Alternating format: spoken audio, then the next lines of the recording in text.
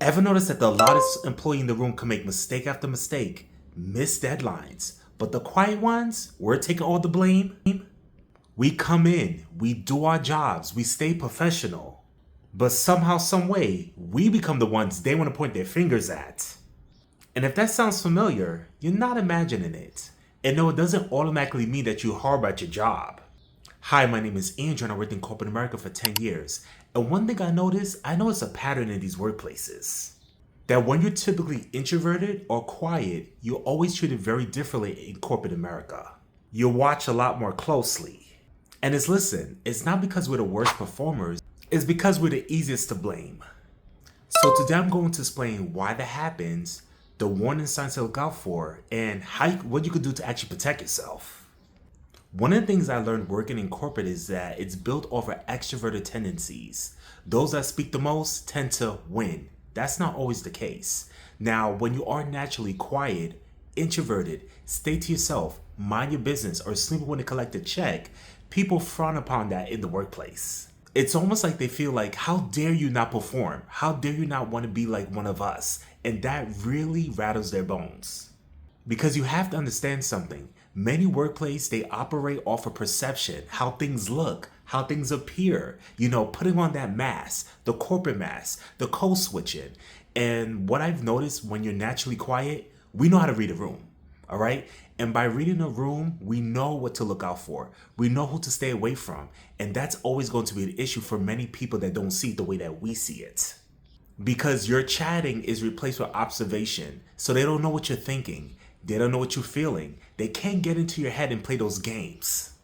And when people don't have information about you, well, they'll just start to create information out of nowhere.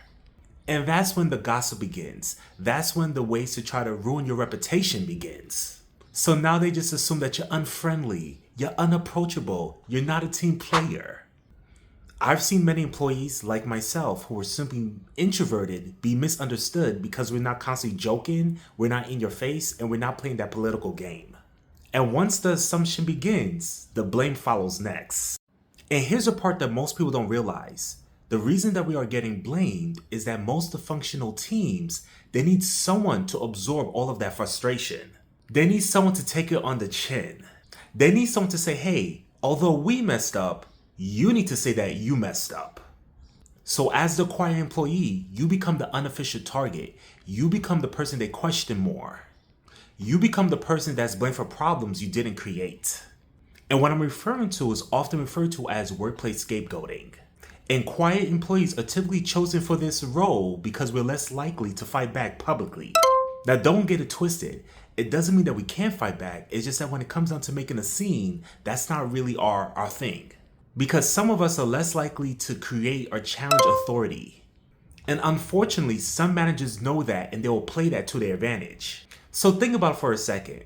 The very thing that makes you professional, that trait, that quiet, that silence, that silent confidence, is also the same thing that could make them seem that you're unprofessional. So here are also 5 signs you're becoming the person that's easily blamed. The first sign is increased scrutiny.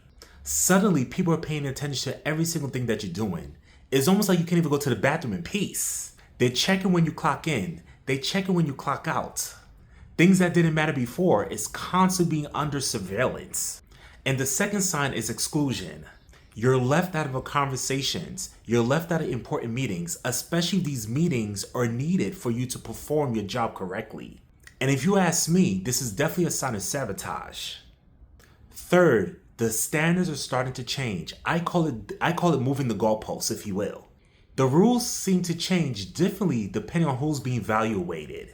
And of course, since they can't stand you due to your silence, they're going to definitely evaluate you a lot differently and critically.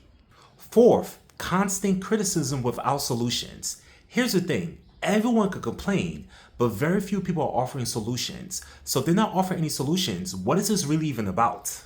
And finally, they'll start to blame you for group failures. A project fell behind. A client is not happy. The department missed its goals.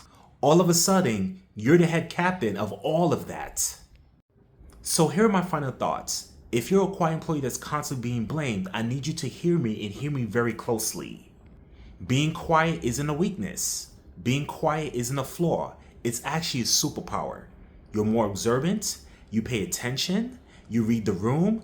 It is something that if you learn how to master, it can not only help you in your personal career, it can help you in your professional one. So make sure you understand the value that you have within.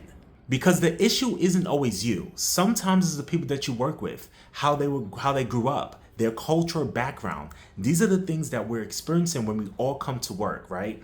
Because when you think about the concept of work itself, it's a bunch of random strangers coming together to complete a task at one particular organization. So that means they're coming with their trauma, they're coming with their baggage, they come with their individualism, their personalities. It's so much things that we have to endure.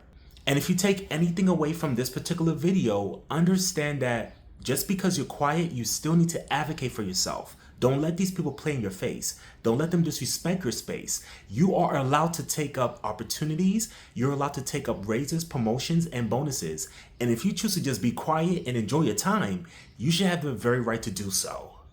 And once you understand that, protecting yourself just becomes a breeze. Setting your boundaries become easy. And that respect will also follow. So if you're experiencing anything like this, I want to know your thoughts. Put it down in the comments. Because at this point, I built a community of 135,000 professionals, and you're one of them. So I want to know. Drop your comments, any questions, and let me know what you guys would like to see next. So I'm Andrew. Make sure you guys subscribe, follow, and share. And I'll see you guys in the next video. A tutela.